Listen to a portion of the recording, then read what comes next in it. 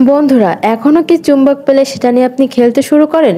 সত্যি চুম্বক এমন একটা জিনিস যেটা দেখা মাত্র আমরা আমাদের ছোটবেলায় ফিরে যাই। বর্তমান সময়ে ছোটদের খেলার জন্য প্রচুর অত্যাধুনিক খেলনা আছে, তবে আমরা কিন্তু ছোটবেলায় চুম্বকের জাদুতেই ভীষণ আনন্দ পেতাম।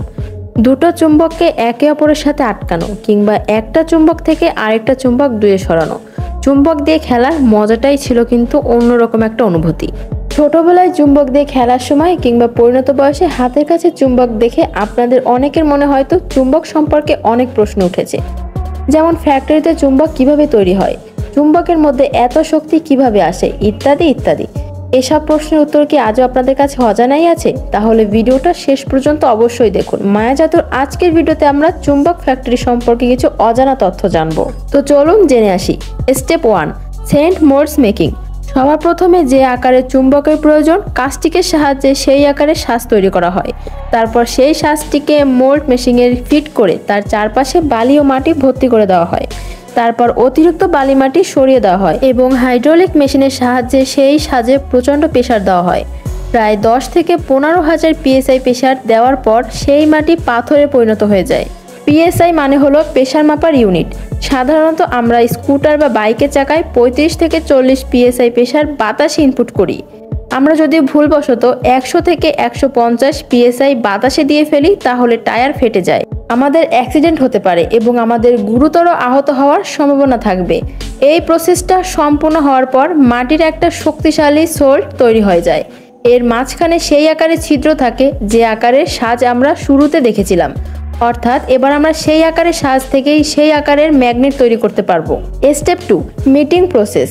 সাজ তৈরি করার পর তার মধ্যে ভরার জন্য চুম্বকের জন্য কিছু লিকুইড মিশ্রণ তৈরি করা হয়। এর মধ্যে যে সমস্ত উপাদান প্রয়োজন সেগুলো হলো তামা, sodium sulphur, nickel, titanium, aluminium এবং আয়রন। এই সমস্ত ধাতুগুলোকে প্রায় 1600 ডিগ্রি সেলসিয়াস তাপমাত্রায় গরম করা হয়, যার ফলে এগুলো গলে লাভার ফর্মে চলে আসে।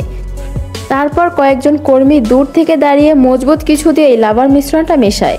কাছ থেকে এই প্রসেসটা করা হয় না, আবার অনেক সময় অটোমেটিক প্রসেসে এই কাজটা করা হয়। এই গরম লিকুইডটা এত গরম যে এর এক ফোঁটা যদি আপনার ত্বকে লেগে যায় তাহলে আপনার ত্বক জ্বলে যাবে এবং পুড়েও যেতে পারে। কারখানায় যারা এই কাজটা করে তারা বিশেষ এক ধরনের পোশাক পরে থাকে এবং নির্দিষ্ট দূরত্ব বজায় রেখেই তারা এই কাজটা করে। Step 3, cooling and moulding.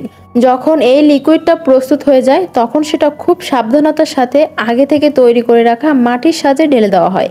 তারপর এটা ঠান্ডা হওয়ার জন্য রেখে দেওয়া হয়। এই তরল মিশ্রণটা 1600 ডিগ্রি থেকে রুম টেম্পারেচারে আসতে কয়েক ঘন্টা সময় লাগে।